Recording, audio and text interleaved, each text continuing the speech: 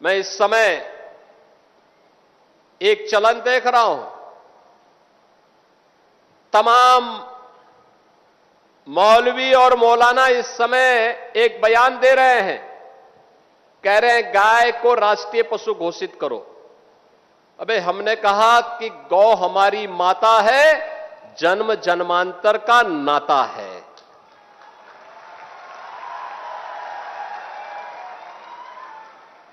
क्या मां और पुत्र के बीच में कुछ घोषित करने की आवश्यकता पड़ती है क्या? क्या किसी पुत्र को बताने की आवश्यकता पड़ती है कि तुम्हारी मां है, इसका सम्मान करो? ये हमारे संस्कार हैं।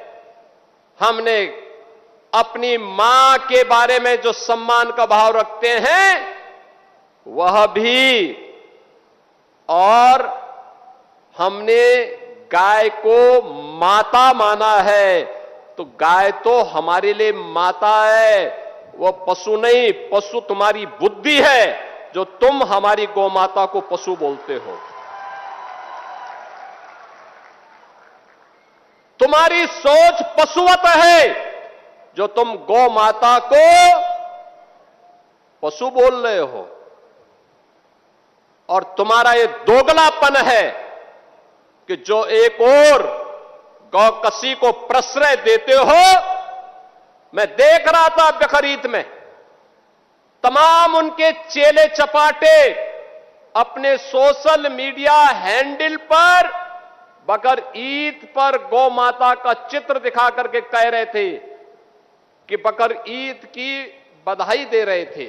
लेकिन मैं उनको बोलना चाहता हूं, यूपी में गौ हत्या का मतलब जान रहे हो ना क्या होगा? वो जान रहे हो? तो अगर जान रहे हो तो फिर अपने चेले चपाटों को समझा लो, नहीं तो कई कई पीढ़ियां याद करेंगी गौ माता के साथ किसी भी प्रकार की कोई हिमाकत की। तो मैं पूछना चाहता हूं, ये वही लोग हैं जो हमारी गौ माता को कह रहे हैं कि राष्ट्रीय पशु नहीं। अरे गौ माता तो स्वघोषित राष्ट्र माता है, उसको किसी को राष्ट्र माता घोषित करने की आवश्यकता नहीं। वैसे ही जैसे हमारी माता के बारे में किसी को परिचय देने की आवश्यकता नहीं पड़ती, जैसे गंगा माता के बारे में किसी को परिचय देने की आवश्यकता नहीं।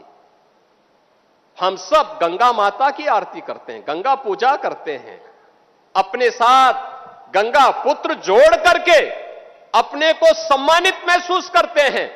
हमारे तीर्थ मां गंगा के तट पर हैं, हमारे सारे संस्कार मां गंगा के तट पर संपन्न होते हैं। क्या कोई हमें बताएगा कि गंगा हमारी माता है? ये स्वतः स्फूर्त घोषित है, किसी आक्रांता कोई बताने की आवश्यकता नहीं। ये हमारे संस्कार हैं। हमने गौ को माता माना है, हमने गंगा को माता माना है,